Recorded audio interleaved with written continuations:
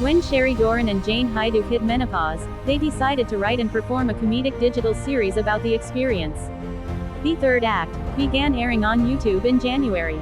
There's menopause content being used for commercials, and we had a meeting 2 days after we posted our first episode with one of the biggest commercial medias in the world, who's handling one of the biggest accounts for menopause, Ms. Doran told the Epoch Times. They're looking for content. The series episodes are 2 to 5 minutes in length and feature Ms. Doran and Ms. Haiduk as two women, in the depths of menopause, who are trying to cope with the third act of life and its accompanying hot flashes, insomnia, night sweats, joint pain, headaches, and mood changes. There's something about the episodes being no longer than 5 minutes that interests people, Ms. Doran said. The National Institutes of Health estimates that as women live longer, they will spend 40% of their lives post-menopause. That's more than 30 years for most women. Jane and I have different symptoms, Ms. Doran added. Friends will do anything for each other, and that's where a lot of the comedy comes from, is trying to help each other through the symptoms. Zippia data shows that the average age of the comedian population is 40 and older. Female comedians make up 26.7% of that population, compared to 73.3% who are men. In their sitcom-style episodes, which are filmed weekly, Ms. Doran and Ms. Haiduk try to appeal to all age groups and genders. We don't have to talk just about menopause, Ms. Haiduk told the Epoch Times. We can talk about other things like kids going off to college, your relationship, and whether you're getting divorced. Ms. Haiduk is married to comedian Tim Allen, who starred in the hit television series, Home Improvement, on ABC. He is just so supportive, Ms. Haiduk said. He couldn't be more happier for me. He really is very pleased. Statista reports that women have accounted for about 51.1% of the population since 2013. As a result, there's a high demand for comedians who are women, who are moms, and who are producing family-safe content, according to Angel Studios co-founder and chief content officer, Jeff Harmon. It is the biggest hole in the market for comedy right now, Mr. Harmon told the Epoch Times.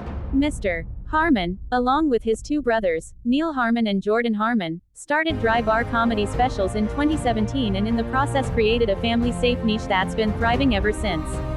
Dry bar comedy, which has launched the careers of hundreds of comedians, has amassed almost 3 billion views across streaming platforms. Its home is the Dry Bar Comedy Club in Provo, Utah, where comedians test their family-safe jokes.